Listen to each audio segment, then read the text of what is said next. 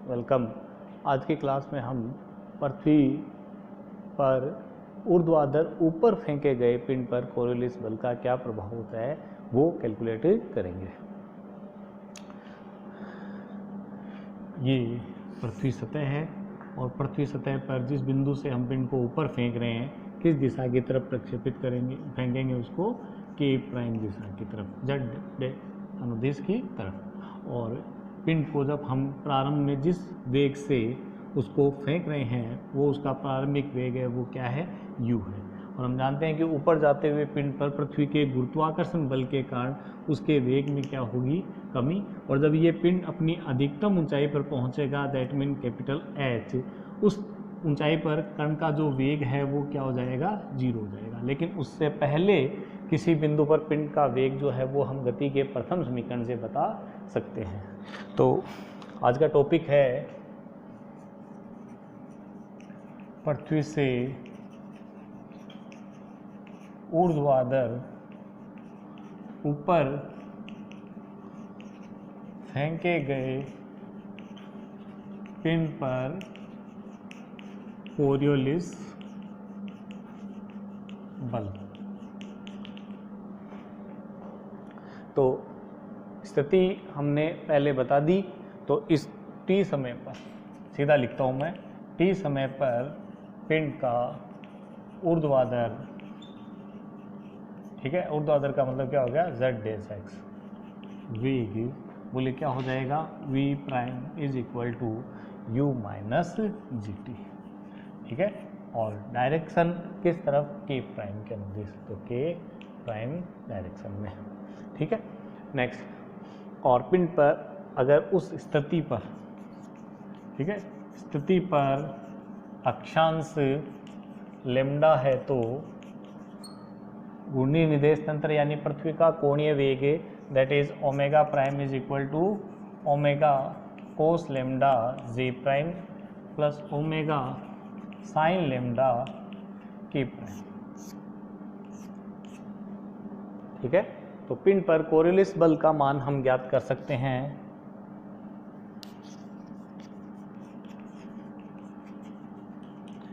Between Fc is equal to formula Coriolis बल का 2m omega cross v prime, then minus 2m omega की value हम पहले इनका सदिश गुणा करना है तो सारणिक विधि से i prime j prime k prime, omega का component 0, omega cos lambda omega sine lambda, and कण के गति वेग के कंपोनेंट 0, 0, k प्राइम एक्स के अनुदिश कंपोनेंट हो गया u माइनस gt, ठीक है। तो इसे जब हम हल करेंगे तो देखिए सिर्फ i के अनुदिश कंपोनेंट प्राप्त होगा, बाकी j और k के अनुदिश कंपोनेंट क्या हो जाएंगे, 0। तो i के अनुदिश जो कंपोनेंट होगा वो हो जाएगा omega cos lambda u minus gt, ठीक है, और माइनस रह जाएगा।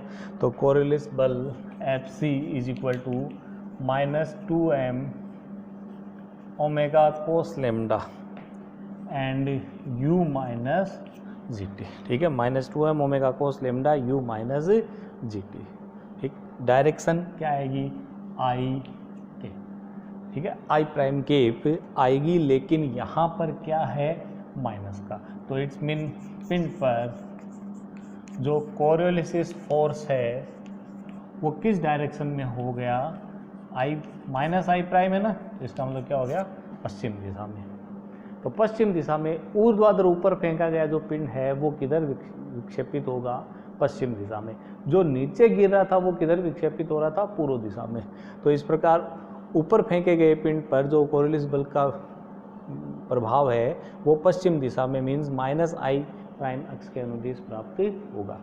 तो पिंड पर को बल जो है वो हम लिख सकते हैं पश्चिम दिशा में d2x by prime by dt square हम लिख सकते हैं। इसको इसके इक्वल करेंगे तो यहाँ से m कैंसिल हो जाएगा और d2x prime by dt is equal to minus 2 omega cos lambda, यहाँ से हम क्या करते हैं, g कॉमन ले लेते हैं इसमें से।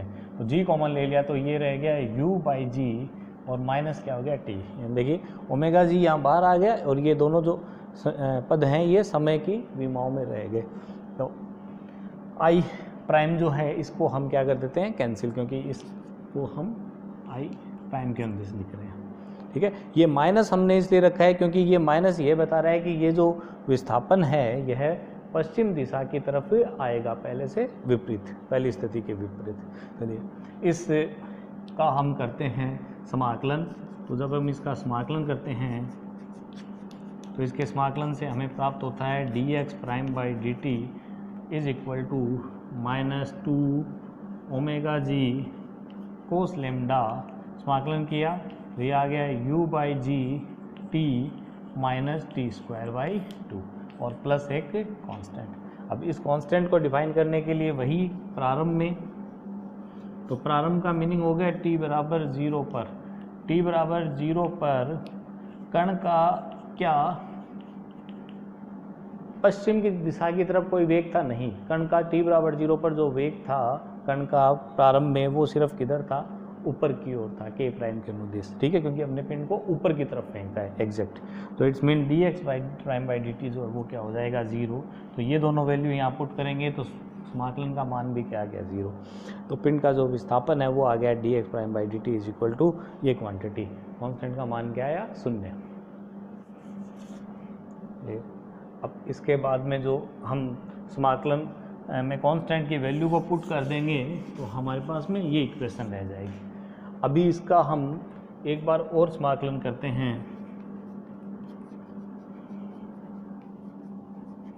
तो पुनः समाकलन किया तो यहाँ से x प्राइम की जो वैल्यू है that is 2 omega ji cos lambda. यहाँ समाकलन किया तो u बाई जी तो कांस्टेंट है, प्रारंभिक वेग और गुरुत्वीय त्वरण। t का आ गया टी स्क्वायर बाई 2 और minus 1/2 T square, 1/2 constant, T square का आ जाएगा टी क्यूब बाई 3। ठीक है, तो यहाँ से टी स्क्वायर बाई 2 इन दोनों टर्म में कांस्टेंट आ रहा है, प्लस यहाँ कांस्टेंट वो कॉमन आ रहा है। तो x prime is equal to -2 omega ji cos lambda and u by ji minus T by 3 and T square by 2 आ गया कॉमन प्लस कांस्टेंट, इस 2 से ये 2 कैंसिल। अब देखिए वही स्थिति t बराबर 0 पर प्रारंभ में क्या कण पश्चिम दिशा में था या पूर्व दिशा में था? नहीं था, क्योंकि कण जो t बराबर 0 पर है कण कहाँ था? अपने मूल बिंदु पर था, वहाँ से इसको x के अंदर फेंका गया है। तो इट्स मीन अगर t बराबर 0 पुट करेंगे तो ये सारी वैल्यू 0 और x प्राइम भी क्या था 0, इसलिए समाकलन का मान भी यहाँ क्या आ गया 0। ठीक है, तो पुनः इसको मैं लिखता हूँ तो x prime is equal to minus omega ji cos lambda u by ji minus T by 3 T square. ठीक है, आप चाहो तो इसको अंदर भी लिख सकते हो टी स्क्वायर के, लेकिन मैंने इसको अलग लिख दिया बाहर। ये जो आया है इसको हम समीकरण पहले नाम नहीं दिए, इसको पहले उन दोनों समीकरणों को 1, 2 और जो वैल्यू फाइंड हुई है हमें इसको 3 नंबर देना है। देखिए ये समीकरण 3 जो है ये पिंड के विस्थापन को बताता है जिस पिंड को ऊर्ध्वाधर ऊपर फेंका गया है। ये माइनस का सिंबल है, ये विस्थापन की दिशा को बताता है जो कि किधर है? पश्चिम दिशा के अनुदिश है। ठीक है, अब जैसे मान लीजिए पिंड जो है जब अधिकतम ऊंचाई पर पहुंचेगा तो यहाँ हम 2 स्थितियाँ ज्ञात कर सकते हैं। एक तो पिंड जब अधिकतम ऊंचाई h पे पहुंचे तब वह पश्चिम की तरफ, जैसे ये पूर्व है तब ये पिंड पश्चिम की तरफ कितना विस्थापित हुआ है, ये स्थिति। ठीक है, और जब एक पिंड पूरे उड्डयन काल में ये अधिकतम ऊंचाई पे जाके वापस नीचे आएगा तब कितना विस्थापित होगा, वो स्थिति। जैसे ये x1 प्राइम है और उस स्थिति को x2 प्राइम कह देते हैं, तो वो पूरी स्थिति x2 प्राइम 2 मान हम ज्ञात कर सकते हैं। तो सबसे पहले तो अधिकतम ऊंचाई तक कितना विस्थापित हुआ है हम वो ज्ञात करते हैं। अधिकतम ऊंचाई तक पहुंचने में पिंड को कितना समय लगेगा वो हम कैलकुलेट करते हैं। अधिकतम ऊंचाई तक पिंड को पहुंचने में लगा समय v बराबर u माइनस जी टी, गति के प्रथम समीकरण से ज्ञात कर लेते हैं। जब पिंड अधिकतम ऊंचाई पर होगा तो उसका वेग कितना हो जाएगा 0, एंड यहाँ से अधिकतम ऊंचाई में पहुँचने में लगा समय t इज इक्वल टू क्या आ जाएगा u बाई जी। तो t का मान हम यहाँ जब रखेंगे तो x prime is equal to minus omega ji cos lambda u by ji minus t is equal to u by g. तो u upon 3g and u by g का होल स्क्वायर। ठीक है, तो u बाई जी में से u by 3g जब cancel होगा तो ये रह जाएगा 2u बाई 3g। ठीक है, तो u बाई 1 में से 1/3 गया तो 2/3 रह जाएगा, तो ये हो गया 2u बाई 3g। तो हम लिख सकते हैं x prime is equal to minus 2/3 omega ji cos lambda u cube upon ji cube. ठीक है, तो ये पिंड का अधिकतम विस्थापन आ गया जिसको u वेग से फेंका जाता है ऊर्ध्वाधर ऊपर की ओर, तो वह अधिकतम ऊंचाई पर पश्चिम में कितना विस्थापित होगा ये देखिए x प्राइम, इसका मान हम ज्ञात कर सकते हैं। अब देखिए संपूर्ण उड्डयन काल में पिंड कितना विस्थापित होगा, तो चूंकि पिंड को ऊपर जाने में जितना समय लगेगा उतना ही समय क्या होगा नीचे आने में लगेगा। इट्स मीन यहाँ पर जो टाइम पीरियड हो जाएगा, तो अगर हम बात करें संपूर्ण यात्रा में, ठीक है, तो संपूर्ण उड्डयन काल के लिए, तो संपूर्ण उड्डयन काल के लिए जो समय होगा वो क्या हो जाएगा 2u बाई जी जाने में और u बाई जी समय उसको वापस आने में, तो 2u बाई जी। तो यहाँ पे 2u बाई जी वैल्यू जो है वो हम यहाँ पुट करेंगे t के लिए।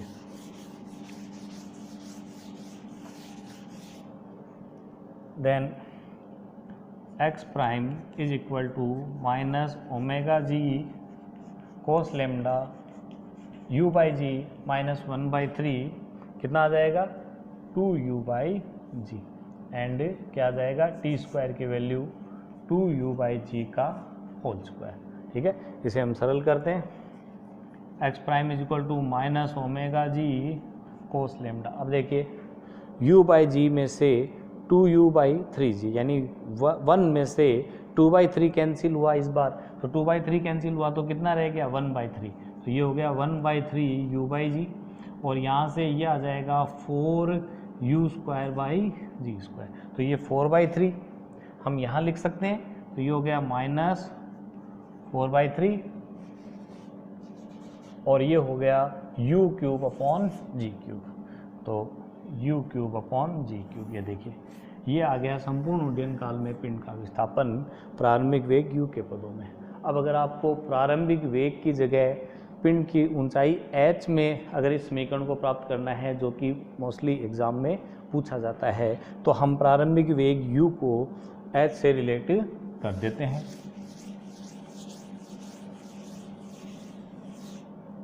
तो देखिए गति के तीसरे समीकरण से क्या है, तीसरा समीकरण v square is equal to u square minus 2gh, तो ऊपर जा रहा है तो इसको हम माइनस लिख सकते हैं।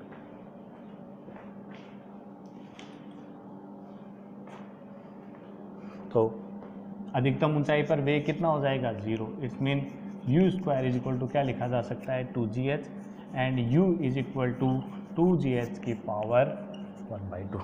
ये u की वैल्यू हम यहाँ पुट करते हैं तो हमें पिंड के द्वारा प्राप्त विस्थापन h के पदों में मिल जाएगा। Then x prime is equal to minus 4/3 omega ji cos lambda u means 2gh upon ji cube. u cube है तो u की इसकी पावर 1/2 और ये इसकी पावर कितनी है, यहाँ क्यूब है, तो पहले मैं इसको क्यूब को लिख देता हूँ या फिर 3/2 ऐसे अलग लिख देते हैं। तो अब हम क्या करते हैं कि ये देखिए g से ये एक क्यूब कैंसिल हो गया तो ये रह गया स्क्वायर। ये जो क्यूब है इस क्यूब को हम अंदर कर देते हैं, तो ये हो गया 8g क्यूब और क्या हो गया h क्यूब। ठीक है, and x prime is equal to minus 4/3 omega g को तो हमने कैंसिल कर दिया, 4/3 ओमेगा कोस लेमडा जी जो क्यूब है इसकी पावर को हम बाहर लें तो ये g की पावर 3 और ये 1/2, इट्स मीन ये आ जाएगा g की पावर 3/2। अब देखिए यहाँ g की पावर 3/2, यहाँ g स्क्वायर है तो ये जो g की पावर 3/2 है ये इससे कैंसिल करके यहाँ रह जाएगी 1/2। तो ये 8h³ अपॉन g की पावर क्या रह गया 1/2। तो यहाँ हम इसको लिख सकते हैं 8h³ अपॉन g की पावर 1/2। ये देखिए ये आ गया पिंड का कुल विस्थापन किसके पदों में, अधिकतम ऊंचाई h के पदों में। एग्जाम में मोस्टली ये पूछा जाता है। तो आपको जो u के पदों में जो मान आया है उसको गति के थर्ड समीकरण को काम में लेते हुए ऊंचाई h के पदों में रिलेट करना है। तो इस प्रकार पिंड जो है वह जब ऊर्ध्वाधर ऊपर फेंका जाएगा वह पश्चिम की ओर विस्थापित होगा, और संपूर्ण यात्रा में वह कितना विस्थापित होगा ये रहा एक्सपेंस। ठीक है, अधिकतम ऊंचाई तक कितना विस्थापन उसका होगा ये रहा इस फार्मूले से। ठीक, तो इससे पहले जो हमने ज्ञात किया था उस फार्मूले से। तो इस प्रकार ऊर्ध्वाधर गतियों में हमने कोरियोलिस बल के प्रभाव को देखा। इससे पहले हमने क्षैतिज गतियों में कोरियोलिस बल के प्रभाव को देखा। ठीक है, ये उत्तरी गोलार्ध की स्थिति है। अगर हमें दक्षिणी गोलार्ध में बताना हो तो दक्षिणी गोलार्ध में जो डायरेक्शन है वो इसके क्या हो जाएगी, विपरीत।